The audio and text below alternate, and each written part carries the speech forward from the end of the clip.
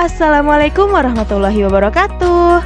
Salam sehat berlimpah rezeki untuk kawan Aceh dimanapun berada. Ketemu lagi nih sama Aceh di channel Audio Cerita. Untuk menjawab rasa penasaran kawan Aceh di episode sebelumnya, gak usah lama-lama lagi. Mari kita langsung masuk ke ceritanya.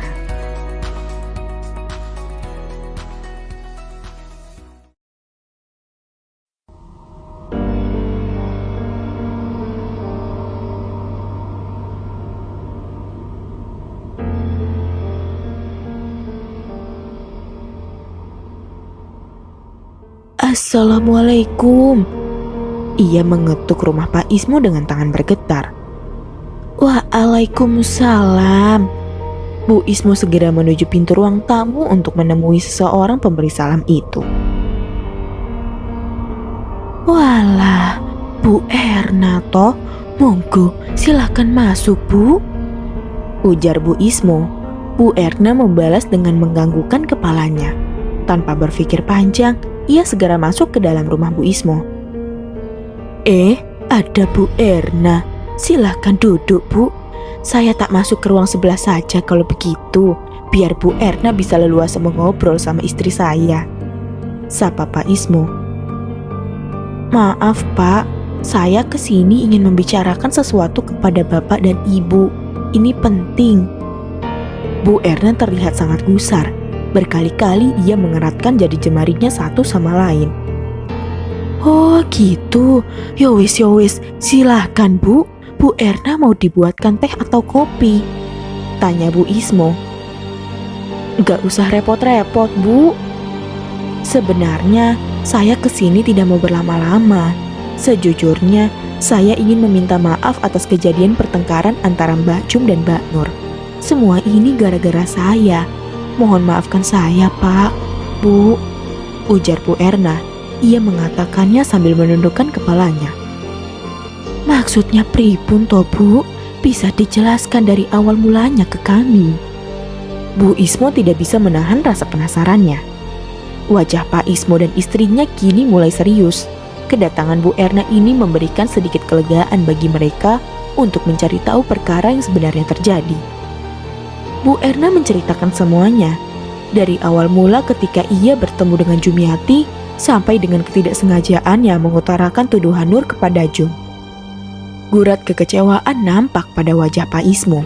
Bu Ismo terperangah dan masih tidak percaya dengan apa yang disampaikan Bu Erna. Ibu yakin yang mengatakan hendak benar soal Jum itu benar-benar Nur? Bu Erna ndak salah orang opo? Bu Ismo masih tak percaya dengan cerita Bu Erna. Saya yakin Bu, saya saksi mata di sana. Awalnya saya memang gak kenal sama Mbak Nur, tapi dia mengatakan sendiri kalau dia istrinya Wanto, anak Bu Ismo. Bu Ismo hanya mematung, otaknya terasa beku untuk berpikir. Bu, sekali lagi saya minta maaf. Secara tidak langsung saya sudah mengadu domba. Saya sudah menjadi penyebab utama pertengkaran antara Mbak Jum dan Mbak Nur. Saya menyesal Bu, ucap Bu Erna. Ndak apa-apa Bu Erna, saya yang harusnya berterima kasih. Karena berkat Ibu, kami bisa mendapatkan titik terang dari masalah anak-anak kami. Dari hati yang terdalam, kami juga sudah memaafkan Ibu. Ibu ndak perlu khawatir, kami akan menyelesaikan masalah ini sesegera mungkin, jawab Pak Ismo. Terima kasih Pak, Bu. Kalau begitu saya pamit dulu. Assalamualaikum. Waalaikumsalam. Sudut pandang Jumiati. Hari-hari kulalui seperti biasa. Namun tak kupungkiri ada banyak perbedaan yang kentara pada diriku.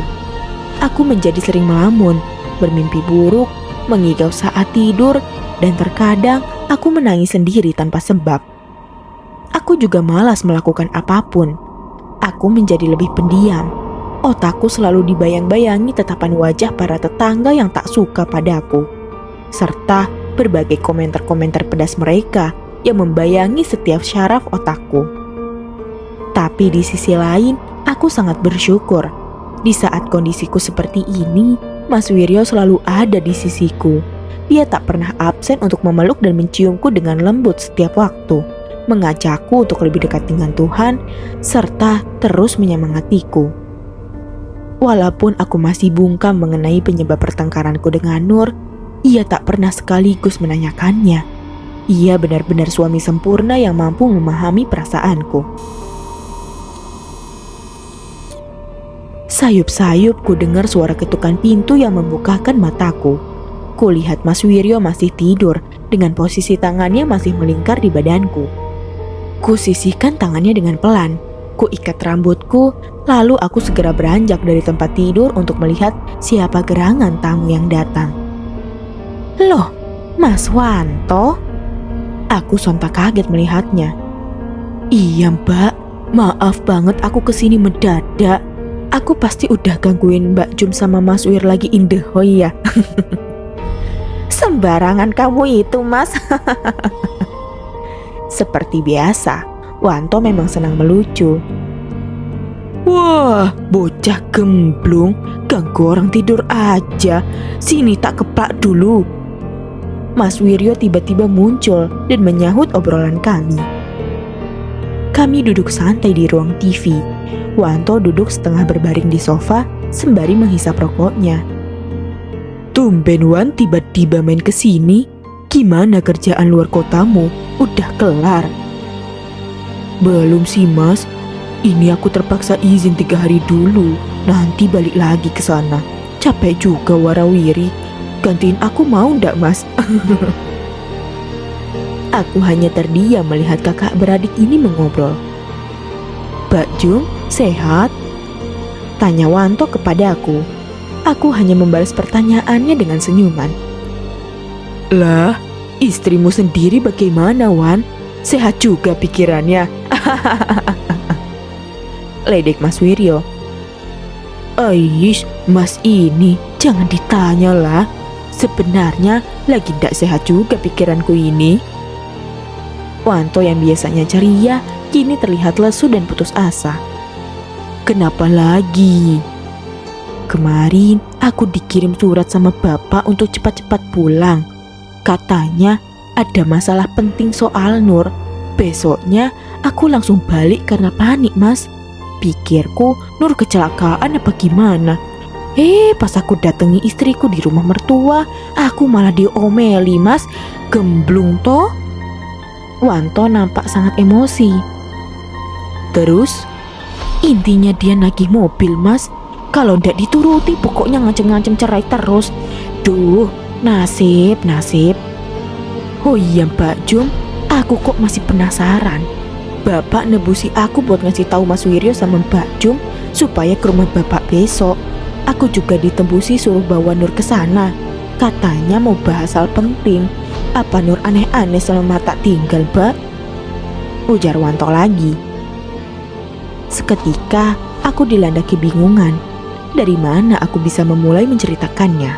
Lagi pula, masa iya aku harus menjelekkan Nur di depan suaminya sendiri? Aku tak berkutik. Mas Wiryo melirikku, sepertinya ia paham dengan situasiku. Bapak minta kita ke sana datang besok. Oh Mas, makanya aku mampir ke sini sekalian ngasih tahu. Aku mulai menyadari satu hal. Ternyata Wanto sama sekali belum tahu mengenai pertikaian antara aku dan Nur. Lalu besok kami dikumpulkan di rumah mertuaku. Membayangkan kata-kata bapak memarahiku seperti kemarin saja membuatku lemas. Aku mulai panik. Melihatku panik, tangan Mas Wiryo seketika memeluk pinggangku dari belakang dan mengelusnya perlahan. Wan, kenalanmu kan banyak, bisa minta tolong ndak? Halah, sama adik sendiri aja pakai malu-malu minta tolong Mas. Ini, mbakmu katanya bosan di rumah terus. Ada ndak tempat kursus apa gitu? Kata Mas Wiryo sembari melirikku. Tak ingat-ingat dulu. Oh iyo, kursus jahit mau ndak mbak? Aku ada kenalan ini, pos konveksi dia. Kalau mau, tak kasih alamatnya. Sip, emang pancen jos adekku ini. Terus, Gimana kamu ngajak Nur besok kalau kamu masih dicemberuti? Wes, gampang lah mas. Urusanku itu, besok aku rayu-rayu dulu ke toko emas. Siapa tahu habis itu mau ku ajak ke rumah bapak. Mas Wiryo hanya geleng-geleng kepalanya. Mungkin ia heran mendengar tentang peringai adik iparnya itu. Ya wes, aku tak pamit dulu mas. Besok kita ngumpul lagi di tempat bapak yo. Motor kami berhenti tepat di depan rumah mertuaku. Tubuhku mulai bergetar. Rasa trauma kejadian beberapa waktu lalu mulai terbayang kembali. Syukurlah, luka bekas cakaran di kulitku sudah sedikit memudar. Mas Wiryo menggandeng tangan dinginku dengan mantap. Kulihat di sana sudah ada mertuaku serta Wanto dan Nur yang terlihat tegang menunggu kami. Aku tak sudi melihat Nur, apalagi menyapanya. Melihatku datang, ibu mertuaku tiba-tiba memelukku. Ia menciumi pipiku sembari menangis. Ia mempersilahkan kami untuk duduk bergabung dengan mereka. Anak-anak yang bapak sayangi, matur suwun sudah mau datang ke sini. Wanto, Wiryo, Nak Jum dan Nak Nur. Bapak membuka obrolan dengan suara tenangnya, namun terlihat matanya berkaca-kaca. Wanto, Wiryo, bapak yakin kalian masih bertanya-tanya kenapa bapak kumpulkan kalian ke sini.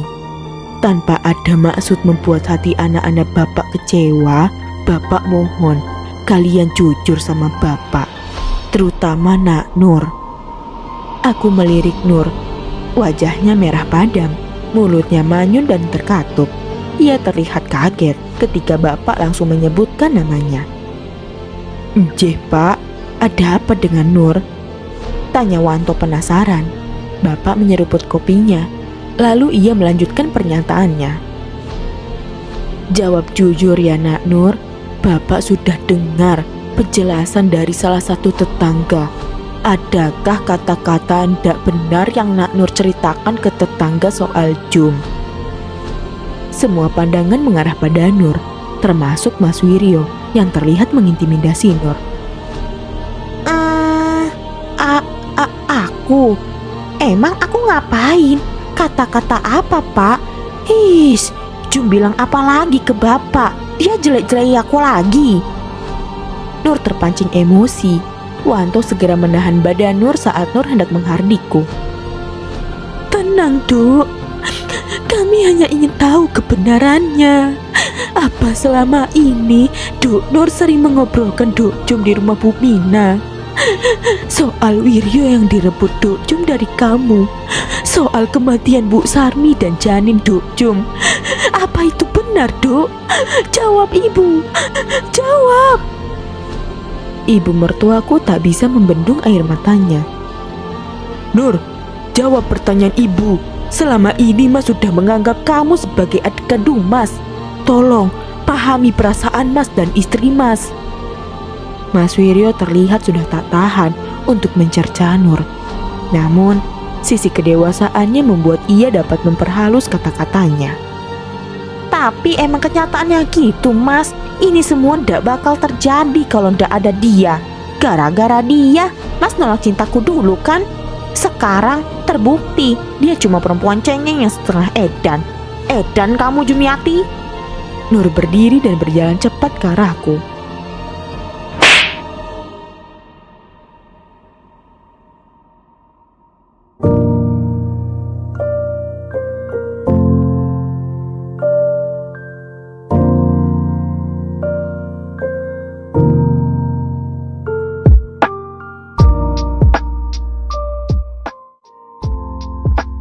Oke kawan Aceh, demikianlah akhir cerita untuk episode kali ini.